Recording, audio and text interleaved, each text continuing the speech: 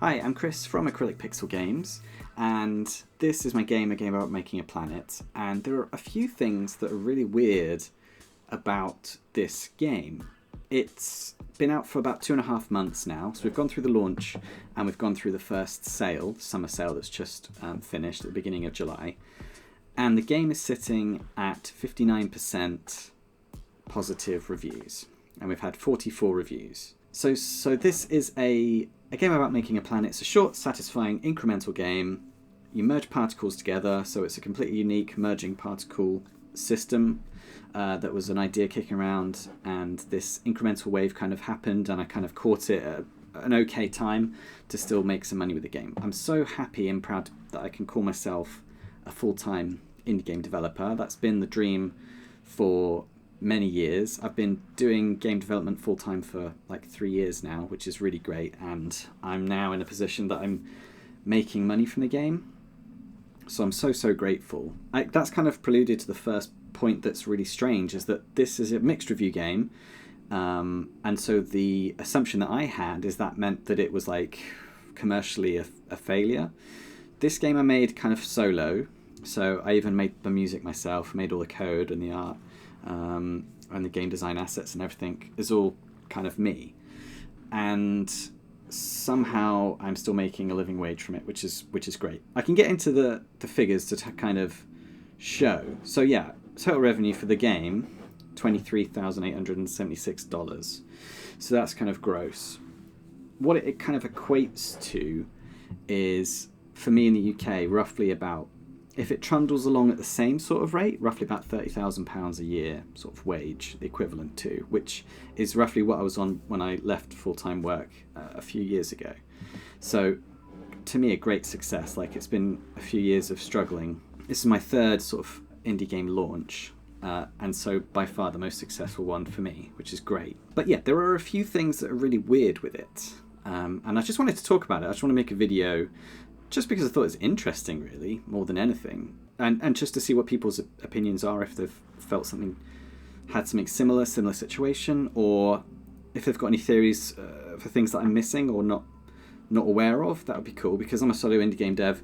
I've got no one to sort of bounce ideas off. I've got some cool friends that are in the scene, but I thought I'd make a video basically because it'd be easier. Because I've made a mixed review game, so I thought it would be like, oh, well, it's financial failure. So we had our initial launch success here. So this is the revenue, so the amount of money, and this is the units sold. So they kind of correlate quite well. So we had the initial launch spike. I launched with 4,000 wish lists. I didn't do any Next Fest with it. I wish I had, but the timing was just not right. I made the game in about 3 or 4 months, and just the timing was wrong when the demo came out. Wasn't quick enough to get it into the Next Fest before the launch window. So it'd be interesting to see what the difference would be if I had, but we'll never know. And so yeah, it's made money. The initial spike calmed down, and then it got a bit better, and then we've got the baseline here. And then it tails off afterwards, and we can talk about that as well. So the initial weird thing is it's still making money. Obviously, all things are relative. So for an indie game developer who's working solo, $23,978 before sort of taxes, it is good. You know, it's not retirement, by any means, but it is a short runway. So what it means is I've got 3 months-ish to kind of get the next game out before I run out of money, which is great. That's exactly what I was aiming for, and considering that for a few years I've been struggling, that's been a great success. So I'm so grateful and so happy about that. So I haven't got any qualms or complaints about that. I'm making money from indie game dev, which is great. Obviously, I would have loved to make the game higher rated in terms of review score. Yeah, so I'll do some caveats. So I think all reviews are valid. I think everyone's opinion is valid. I don't get my self-worth from the performance of my video games, so that sort of stuff doesn't really affect me. I did get upset initially when the game went into mixed reviews, but because I want to make a game that people enjoy, and so the fact that nearly half the people that left a review didn't enjoy it, out of the 44 people that did review the game, so 20 something, that, yeah, obviously I want to do better. I want to make a game that people enjoy. I don't want to waste people's time. I want people to get value from the money they spend on my indie game. So this isn't a complaint. I'm not moaning. This isn't like an indie game dev moaning about the consumers in any way, shape, or form. I feel that all their opinions are valid, and I can go into the details into the reviews, but I just want to get that out of the way, that this isn't like an indie game dev moaning about the players that bought the game at all. I totally am taking all of the advice on board, good and bad, and going to make changes on the game. But enough people have bought the game. So that's the headline. People have bought the game, so I can keep making games. So that's great. So that was weird thing one. Like, it's got mixed reviews, but it's still sold. So let's look at the actual reviews then. So this is the game, and we've got mixed reviews, 59% positive, 44 user reviews, and we've sold about 4,000. Was it 4,000 units? 4,918 units. So nearly 5,000 units. So that's just less than 1% review rate, which is, I think that's normal. Yeah, I think that's about normal, about 1% review rate normally. And if we look here is so we've got the sales, and if we compare that to the reviews, it paints an interesting story. So the people were hyped for the game when it came out, and most of the reviews came in during like that launch spike, which makes sense, right? But we did have some negative reviews as well. And then as time went on, the positive reviews kind of dried up, and then the negative reviews kind of dried up also, but the rate increased during this middle part, which is when we're just at normal price, not in a sale, not in launch week. So this is people that bought after the launch sort of hype, and this is just normal Steam basically in this sort of time period here. And so there were some negative reviews. Now, there's 3 reasons why people leave negative reviews on Steam, I think. So I clump it up into 3 different reasons. First one is price, and that's quite straightforward. People think that the price they've spent on the game is not good value for the time or the enjoyment that they've had.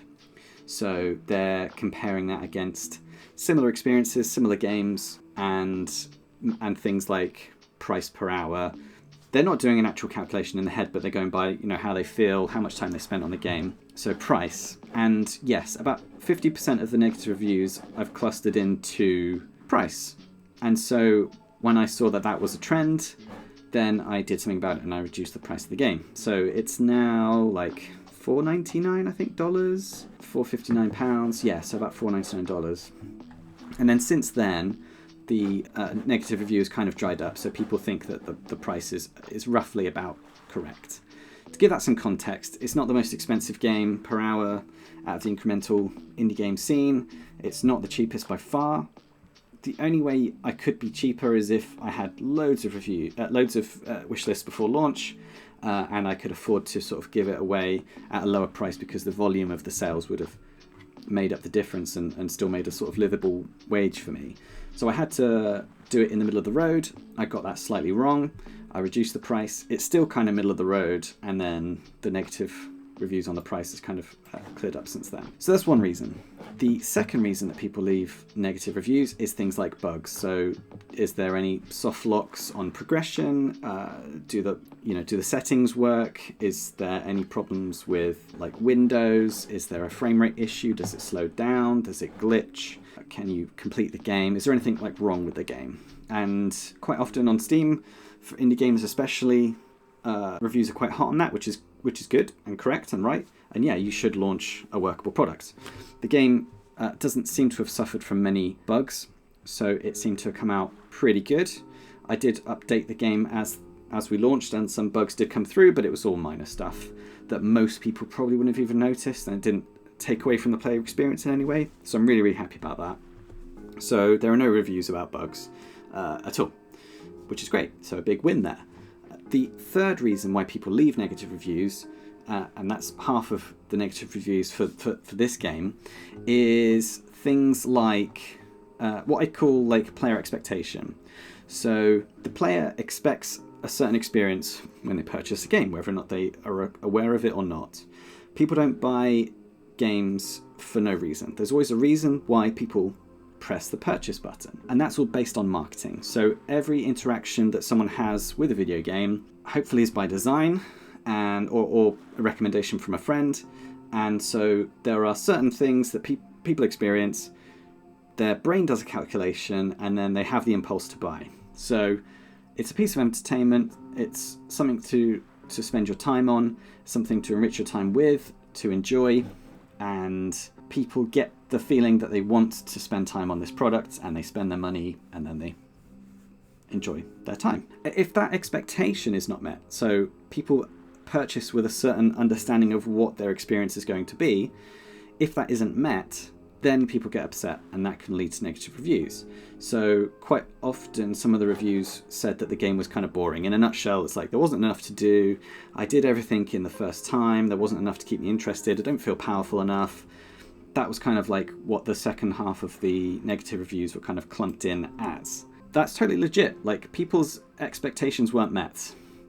But I am not 100% sure why. But we can get into that towards the end. But basically, yeah. So people's expectations weren't met somehow.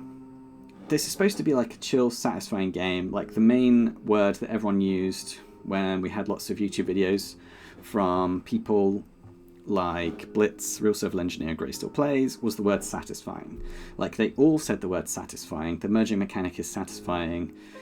The progression was satisfying. But nearly half the people don't agree.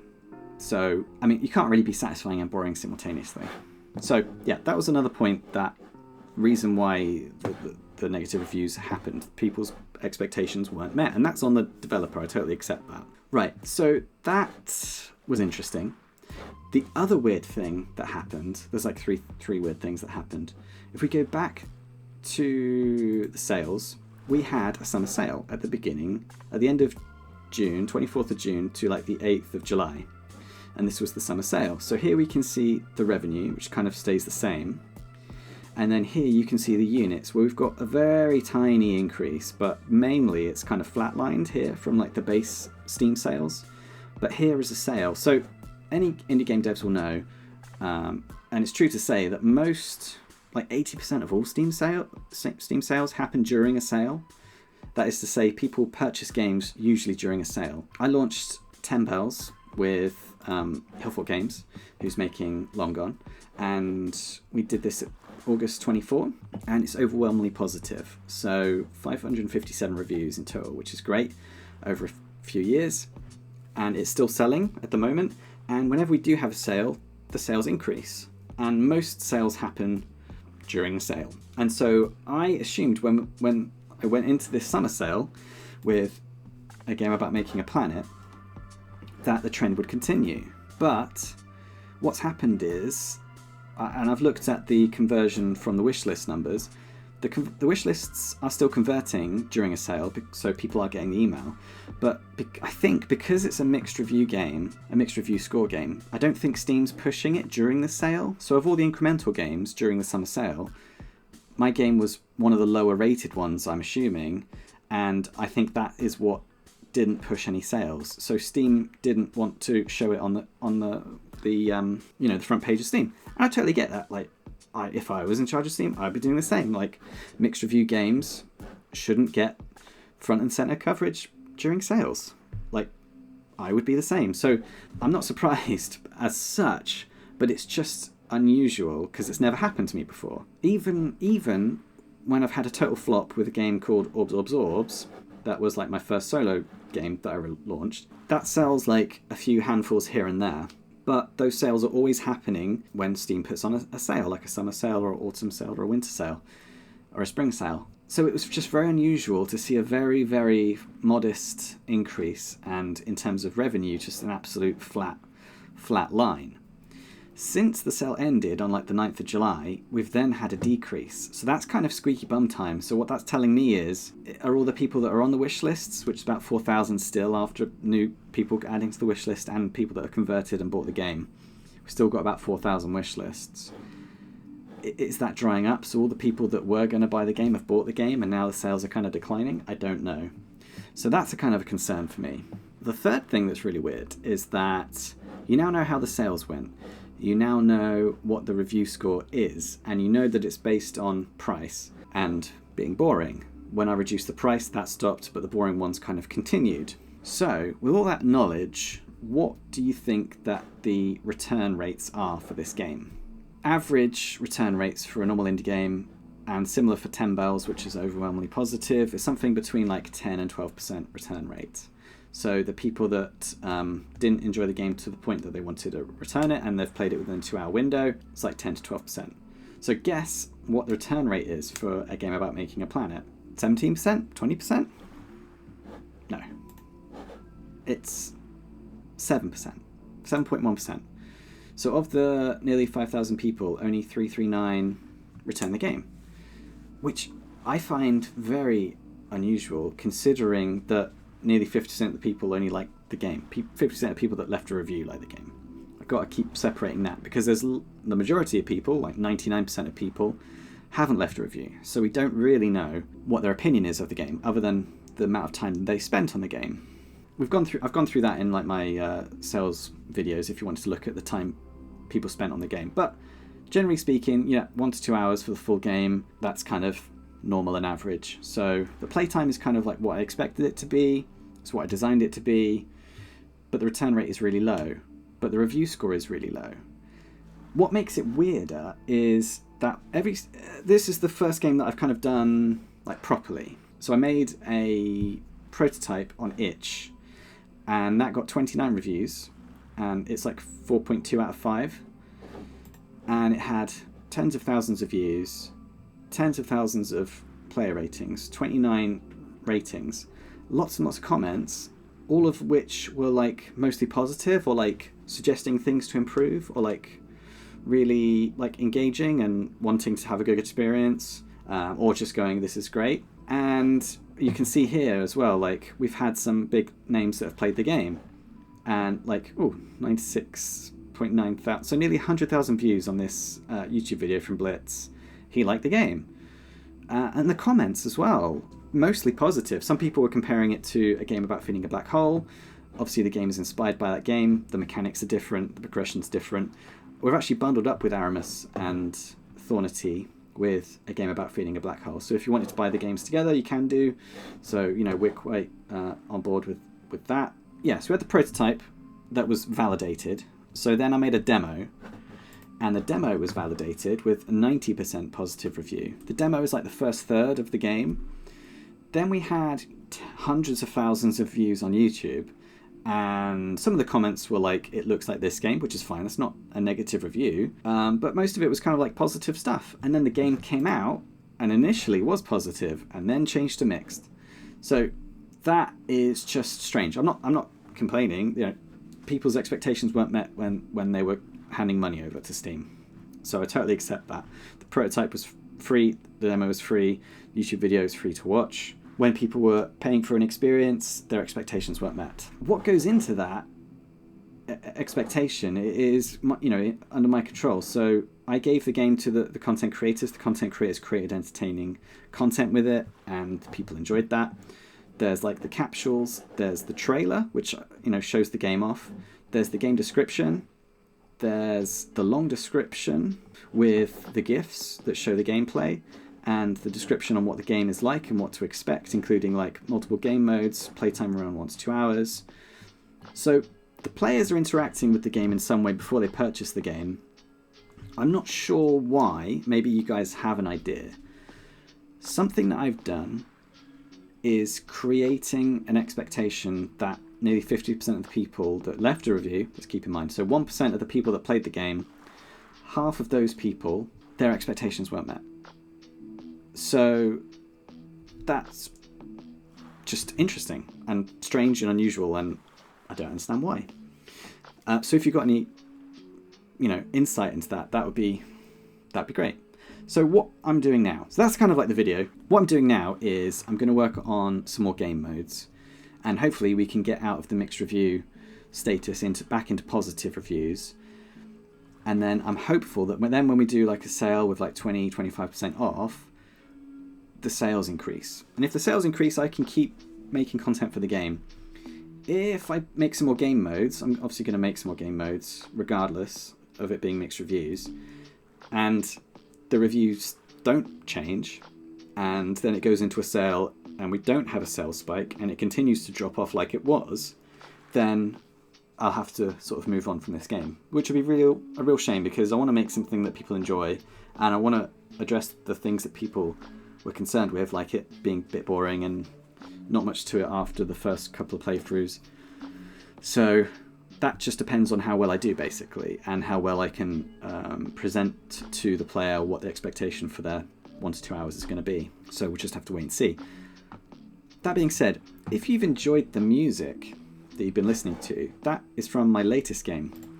So I've been working on a desktop idle companion game called Little Ghosties. And this is Little Ghosties. The demo is out now, and we've got 10 positive reviews on the demo. And it's basically a game where you can feed ghosts and you can clean them. They're unhappy because they're dirty, so you can clean them. So let's get them clean. And then you can feed them. And you can buy them toys and things. And yeah, you raise your little ghost family, and you purchase ghost eggs, and they poop and they fart. And the music is music that I've made myself. I've just loaded the music onto the demo, so people that have played the demo before didn't have the music. But the music is out now on Steam, so that's kind of cool. You can resize the game and put it here and just, play how you want to play. You can buy some different terrariums as well. So we can have like a autumny one.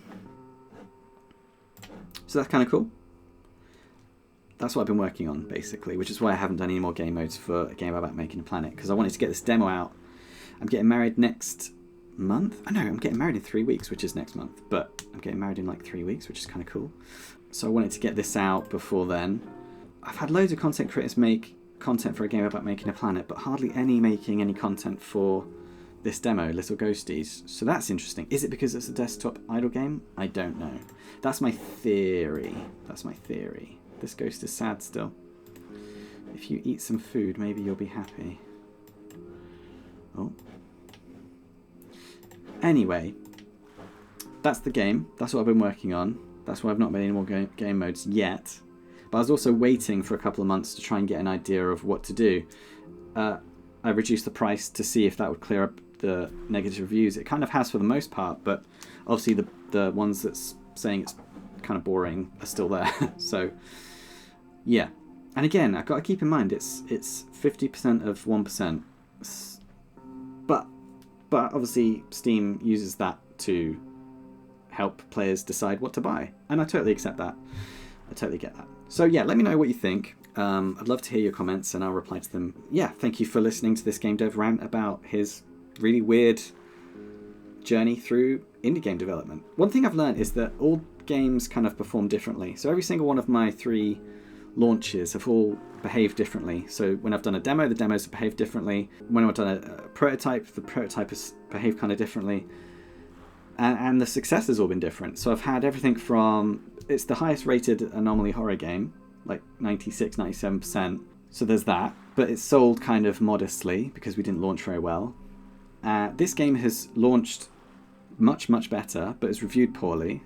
And Orbs was a total flop. And Little Ghosties is somewhere in between Orbs and a game about making a planet. So it's got 2,000 wish lists, 2,500 wish lists actually now. Again, if I launched, it would probably do worse than a game about making a planet if I launched at this stage. Watch this space, and I'd love to hear your questions, and I'll answer any questions you have or statements or opinions you have. I'll see you in the next one. Hope you like the music, and yeah, see you soon.